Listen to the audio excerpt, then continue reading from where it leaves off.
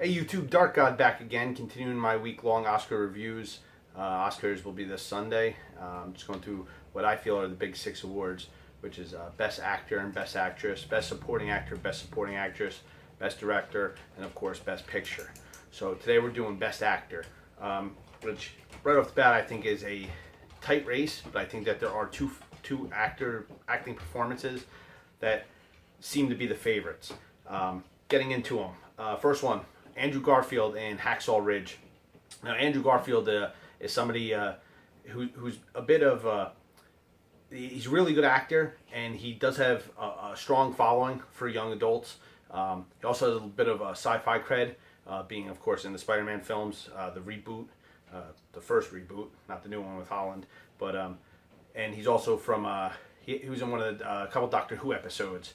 I believe Daleks in Manhattan. He was in. He's a really good actor, Andrew Garfield, and he plays a real good role in this.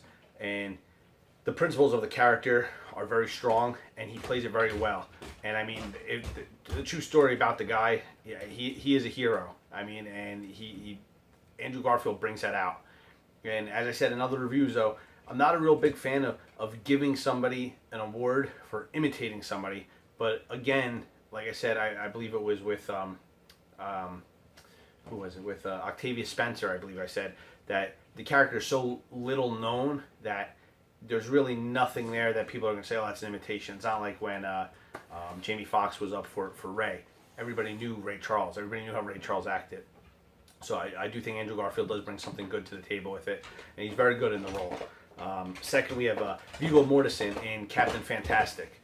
And I just watched this movie actually last night, and this was like a movie. When I originally saw the previews for it, I thought it was going to be terrible. It just didn't appeal to me. And I remember I was watching an episode, I think it was Ellen, and he was on there talking about it, and she was saying how he was already getting Oscar buzz. And I was just thinking, like, it doesn't seem like an Oscar type movie. And after watching it, it's definitely an interesting movie, and I really actually I liked it a lot. Viggo Mortensen is really good in it, though. He plays a bohemian father who raises his kids basically off the grid, and it's them dealing with the death, suicide of the mother, and going to the funeral to have her wishes met, because her family is doing it as they would do at the funeral and everything, and all the father and the kids all know that, like, that's not how the mother wants it. And Viggo Mortensen just he's a real thin line between just a really good father, but somebody who teaches his kids everything they actually need to know. And Viggo Mortensen he brings a lot to the role. And Viggo Mortensen's another guy who has such a following of fans, because he has that geek cred from the Rings movies, but he's also just this amazing actor who can go into any role and take over. I mean, he's in, what is it, Leatherface, Texas Chainsaw Massacre 3, I think it is, 3 or 4, I think 3. Ian McConaughey's in 4. And it just, you would never know that that's the same guy that's going to be this big Academy Award nominated actor, and this is the second nomination. So I mean, he definitely has grown in skill, and he dives in every role, and he just is just excellent in any role that he plays. Third is somebody who's actually a favorite, I think, for a while. I think he got knocked out of the spot, though. It's Ryan Gosling in La La Land. Now, this is my first discussion of La La Land, and La La Land is, I believe, tied for the record for most nominations this year. I was not a fan of La La Land. I thought it was an okay movie at best. I thought the performances were okay, and Ryan Gosling was another one. Like, I thought he did good, but it was nothing that I was like, this is absolutely amazing and this should be nominated for all these awards. I just didn't feel that it was just a performance that was just so commanding. I believe that the reason it's getting more nominations is Hollywood has this love affair with itself. It likes movies about Hollywood, about old Hollywood, or anything to do with just Hollywood in general. Los Angeles, the area, just always they seem to gravitate towards that. Like, I think it was like 6 years ago, The Artist. The Artist had like no fanfare going into the Best Picture, and then all of a sudden, like maybe a week before, everybody talked about how The Artist was going to win Best Picture, because it just like the voting was gravitating towards it, and it did. It ended up winning Best Picture, and going back, I don't think it really was the Best Picture that year. I remember liking that movie, but I just didn't feel like that. And maybe that's what La La Land will be. Maybe in a couple of years I'll revisit it and think it was better. But I loved now I can't think of the movie. Chazelle's last movie. I thought it was excellent, and this one just didn't do the same. It just wasn't the same type of film. It just, I get that it's a musical, and you really haven't had a musical like that in years. Be nominated and actually be popular, and maybe that's what people are going for. And Gosling's kind of out of his element, but I just don't see it being that like commanding performance that it deserves that much of nomination, all this credit. All right, moving on. I feel bad that I bashed him, but not bashing him, but just that it gets all the nominations. Denzel Washington and Fences. Now, this was a movie when I talked about Viola Davis being nominated, that I went in expecting something, and I this wasn't what I expected.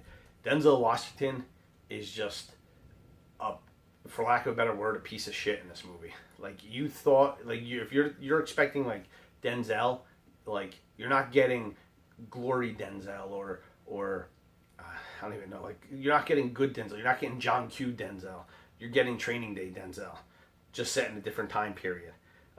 He's a hard father, like hard-nosed father, and he's just, a lot of things he does, you find out over the course of the movie that he just isn't a good person. And that's what Denzel's strength is, that he can go into this role, and I mean, you see Denzel, and he's this charismatic actor, and he could go in and just take over and just be this despicable human. And that's why he's amazing, because he's capable of doing that. And after you see the movie, you'll go see the next Denzel movie, and you'll have a clean slate every time you go see his movie. Like, every time you go see him act, and within minutes of being on the screen, he gets you to go which way he wants you to go and feel which way he wants you to feel. And this is no exception. And he's amazing, and he's getting a real big push. I think he just won the Screenwriters Guild Award, and I think he might have won the Screen Actors Guild Award also. And they're saying that this might be the push to push him over the edge, and it's possible. And his competition has another push on the Golden Globe and everything, and that's Casey Affleck in Manchester by the Sea. Now, watching this, another one of my things that I talked about, I think I actually mentioned this, is that I don't like when actors play roles close to who they really are, because I don't feel like it's so much as acting as them going out there. Like, I remember somebody was telling me that what was the movie? Was it The Town or whatever, with Ben Affleck, and saying how, oh, Ben Affleck's real good in this movie, and I'm like, he's playing a Boston street thug.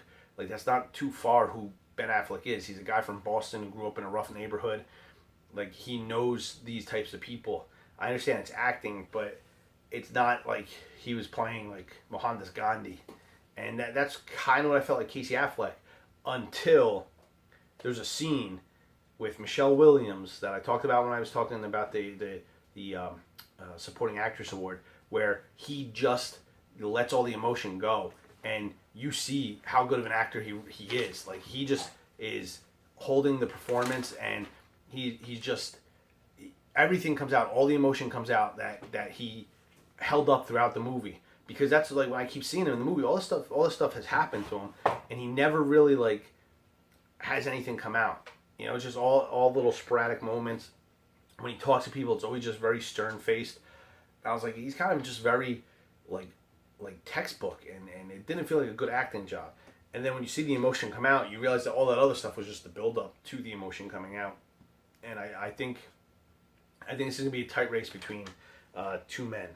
I mean, I know I'm doing my who I want to win, and on my paper I wrote Casey Affleck. But like, I want Casey Affleck to win, but I also want Denzel to win. So if either one of them wins, I would say, okay, that's understandable. I do think Denzel is going to win because of the surge at the end, and I like Casey Affleck is a good actor. Denzel's a great, and he has the supporting actor. I think he has two of them. I think for Training Day and for Glory. I'm pretty sure he won it.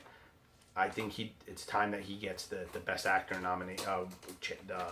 trophy, Oscar, because I think he's at that point. Now, my dark horse though is Andrew Garfield for Hacksaw Ridge, just because of the role he plays.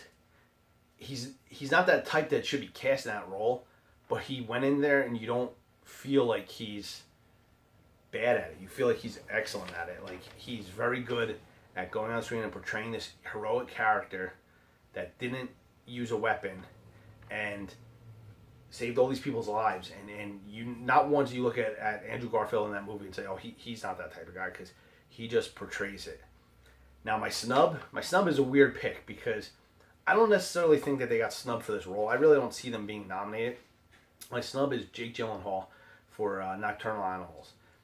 Now, I don't think Jake Gyllenhaal was amazing in Nocturnal Animals. Like, all 5 of these people that were up for Best Actor, I feel were superior to him.